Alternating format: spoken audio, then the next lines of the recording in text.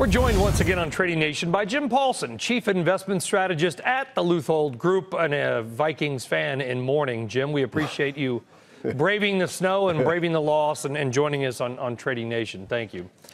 I'm gonna tough it out, Brian. Yeah, well, you know what? Is the market going to be able to tough out this move in yields? I know bonds can be boring to most people, but what's happening in the 2-year and the 10-year is pretty dramatic. I mean, we're not high, but the movement seems to have accelerated in yields to the upside. What is this going to mean for stocks? I think the rate pressure is building, among us some other pressures as well. You soften the market up with other pressures, and then you bring the rate hikes. I do think eventually that might bring the correction this year at some point. You know, it's kind of deceptive, Brian. The 10-year yield is up, but it's not up much from where it was a year ago. You know, it just broke to a 3-year high there last week, above 262. But what has happened while the 10-year has been flattish, as you mentioned, we've had a heck of a move up over the last 12 to 18 months, and everything from cash to 5 years that has been very significant increases. I do think that's going to challenge the stock market, because as rates are backing up, you're also increasing the price earnings multiple on this stock market, at least on trailing earnings. And on that basis, that means the earnings yield's coming down while the bond yield's going up, and ultimately that tends to lead to some kind of correction. Well, listen, earnings have been pretty good. We got a lot more that we need to see. Do you think that the earnings we have yet to see, not only the Q4 numbers that are coming out, but the next couple of quarters, are going to be good enough that that multiple will expand along with what the 10-year yield is doing to the multiple? Well, I think earnings estimates now are really up there. There's one of the problems we have this year is, I think as we start this year, it's the first time we have an outbreak of optimism, and that's reflected in some really stout economic and earnings expectations. So even if earnings come in at 150, 151, they're not going to surprise anyone because everyone expects that they will. And the same thing with economic growth. Even if it stays pretty strong here and globally, that's been fully incorporated into everyone's outlook. So the element of positive surprise is kind of over. It's not going to be a lift for the market anymore. And if it turns out any worse, if they don't come in quite as good, then that could be a real negative. And I think if you put that together with, you know, if nominal information, some inflation things pick up, that's why the bond market's backing up. You see inflation evidence kind of creeping into the system here with commodity prices doing well, crude oil finally breaking to 3-year highs. You see commodity stocks like materials and industrial stocks doing really well, and energy stocks. So I do think there's pressure building, but how long, the question is, how long will this positive price momentum keep the market going against the challenges that are building against it? Let's play a quick game here. I want you to finish these two sentences so we can analyze it. We'll start with the Bearish. We'll start with the Bullish.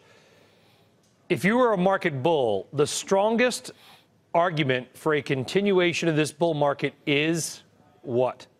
A surprising rise in productivity that would put us into a situation of a late 90s like stock market, where although you're at full employment, all of a sudden the capital spending we've seen over the last year or so causes a big pickup in labor productivity, holding down wage and price cost, and allowing interest rates to stay relatively flat or only rise slowly while earnings continue to climb.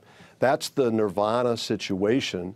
I think there's some odds, but I think they're pretty low that that's going to happen. Maybe 1 out of 4 chance that we're in that environment. And the biggest reason to be bearish on the stock market is? I think, Brian, the thing that hits me the most is that the whole premise of this bull for both stocks and bonds over the last 9 years has been we've climbed a perpetual wall of worry the whole way. And people have been conservative and thinking it was going to end at any moment. And for the first time, 2018, there's a breakout of optimism among corporations, among consumers, and among investors. I think people are getting out over their skis. They're bidding up valuations too high. They're ignoring negatives. And that is a recipe maybe for a correction, which I think has the most likely odds, a fairly significant correction yet this year. So when you say correction, you mean technically 10% or more. I mean, that's the actual definition of a correction. That's what you believe will happen. Right.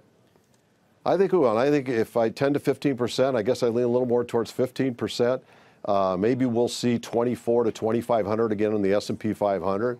If the key will be, is there at that point, do you think there's going to be a recession?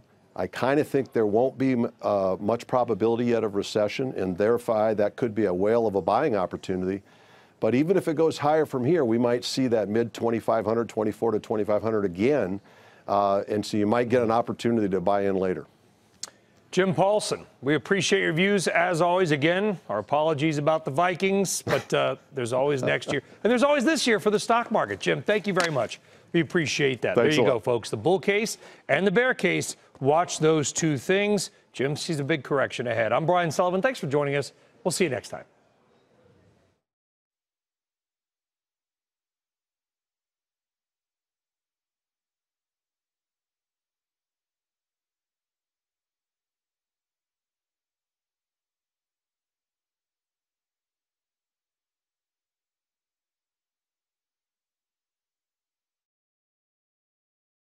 Hey there, thanks for checking out CNBC on YouTube. Be sure to subscribe to stay up to date on all of the day's biggest stories. You can also click on any of the videos around me to watch the latest from CNBC.